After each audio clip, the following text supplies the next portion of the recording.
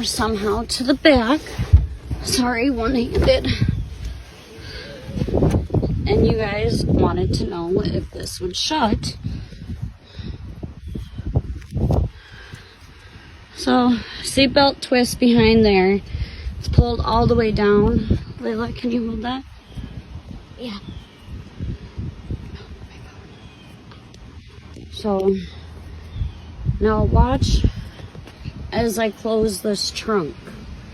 Stand back.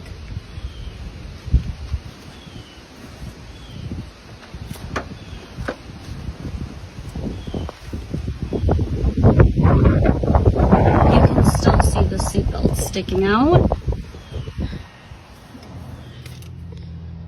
And it is still trapped and locked. And it would be holding somebody down.